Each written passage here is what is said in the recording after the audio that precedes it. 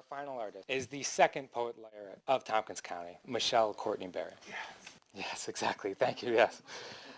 Michelle is an award-winning poet, author, speaker, stress management coach, and entrepreneur. She's a feminist, playwright, performer, Reiki master teacher, devoted mother, a former college faculty lecturer. Michelle is an American of African, Irish, and Cherokee heritages. Born in Manhattan and raised 2 hours north in the Catskill Mountains, where she began writing at a young age in her family's log cabin in the woods. Michelle went on to earn a graduate degree in communication from Cornell University and a dual degree in English, literature, and rhetoric and political science from Binghamton University. Her work has appeared in various literary journals, presses, and publications, including the Paterson Literary Review, Random House, Nocturnes, a review of the literary arts, Oxford magazines, and Horticulture.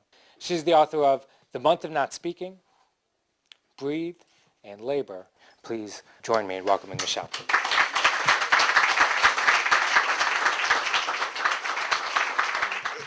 I always wrote, but Ithaca is the place that named me poet. And I was in graduate school at Cornell University at the time, and I was in denial that I was a poet. And there was a brother named Ray Waller from Detroit. And I was really, really blessed because he made me write a poem every day when I was in graduate school at Cornell. And I hid in my room, and he was like, "I hear you breathing." So, so I called my book Breathe. So this one is for my grandmother, Annie, who I know is hanging out with Maya right now and making cornbread. Cane. Grandma Annie always brought the cane down with one swift flash, a cutting stroke so perfect that even white folks had to go on and praise her. She worked the fields from the first hint of daylight, her long body stronger than the plow animal in front of her, the blue flowered dress hitched up beyond what was considered appropriate. Shoot, she'd say. It's too hot to be formal.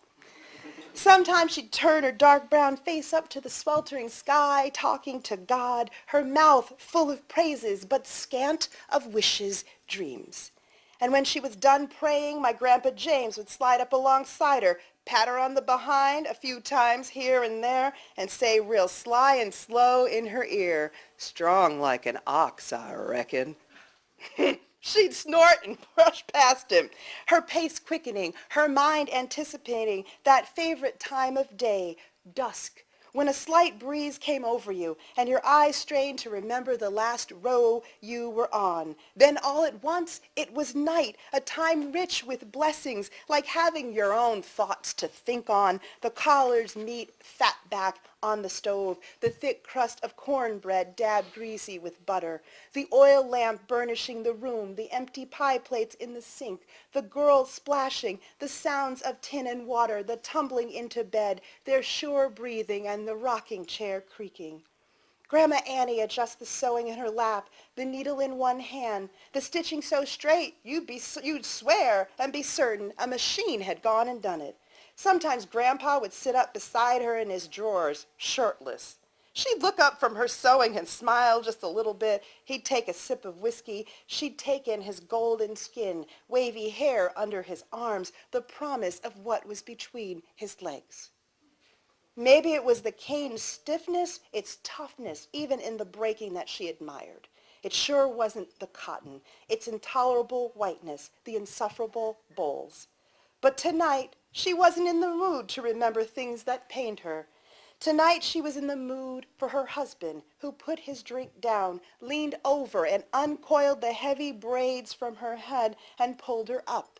She spits a little snuff into the sink, takes a sip of honey water, and heads to bed.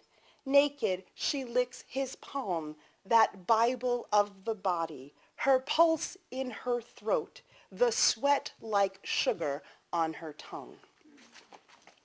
It was a long time, thank you. It was a long time before, I was so embarrassed. I was like, when I first read it, I thought, I gave Grandma a sex life.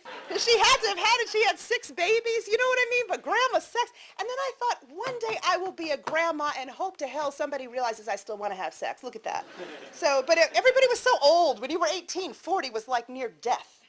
I realized when you find out you have themes that I'm obsessed with frogs. Did not know, but it appeared in like every poem. And I was like, maybe I'd write something about the frogs. So I have a new manuscript called Necessary Offerings in the Land of the Frog King. Small offerings. Frogs, I once thought, spoke to nobody in particular, nor did I believe there was some wise elder frog king offering kind counsel to the dull-shored human and other lessers as it drifted by in its lily pad of thatched weeds, palm fronds, and swamp root. That was, of course, until I heard a gaggle of toads giggling in the rain spout runoff, splashing in the big mud hole beneath the basement window. Some were as tiny and moon-shaped as my fingernail. Others were half the size of my 7-year-old hand, dropped off by their big toad mothers and the even bigger frog king, who left the young to chat and leap in what was soon to become a most auspicious amphibian playpen. The elder toads would spring off, leaping across the moss-covered lawn, away to manage the very grown-up business of fly, beetle, and grub hunting in the nearby woods. It was verdant. I cupped the smallest, a gurgle of delight in my hands. Those were the ones I shared my treasures with.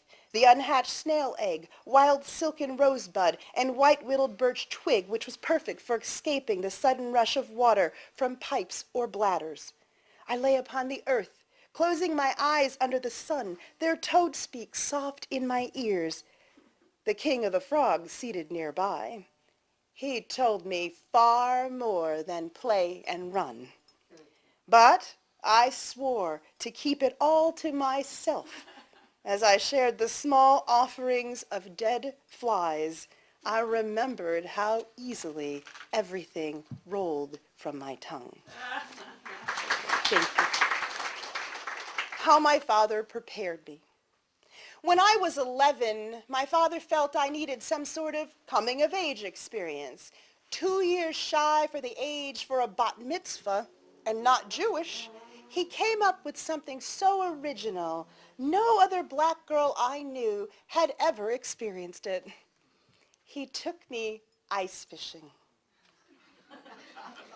On a day so cold it hurt, his voice drowned out my mother's protest. She's black, Ma, she's poor, she's going to Cornell, she may as well learn suffering. Trees bearded with ice, the smoke sky, and everywhere the sound of falling as the truck rattled the ice rods, spinning reels, and compasses. In the hitch, blankets, buckets, and 24 crappy minnows in the rusted red tin. My father, seated like a Buddha, adjusts the bucket, drills the holes, and pitches forward. God damn! He laughs. It's cold. But how long can you sit on a bucket watching the white-skinned evergreens, the downy snow blindness, and the hoof-eyed doe skittering? I mean, in the end, ice fishing is an act of desperation. Many years before he died, my father fell through the ice, kicked his way back to memory, came home blued, withered, refusing to talk. Now the orange flag bolts up. We tug and grip the line. The stakes heed, fluorescent rods stripe the sky. We win!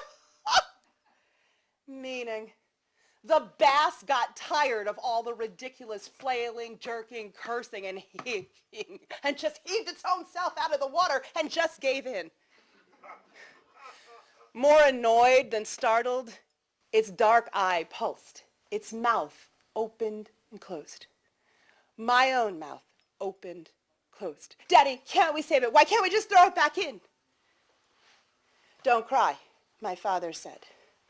Everything dies.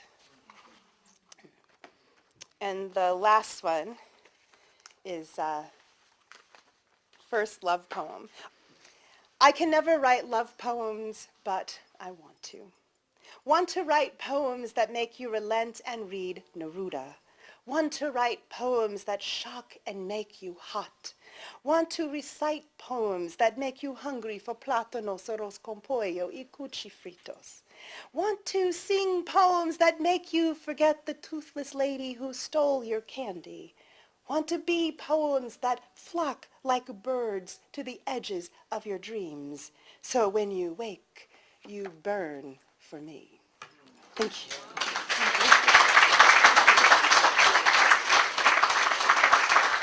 Beautiful, beautiful. So I want to thank you for making Ithaca the place that it is. Thank you for being here. Thank you to the festival organizers, to Buffalo Books, and most of all to the performers. Thank you all.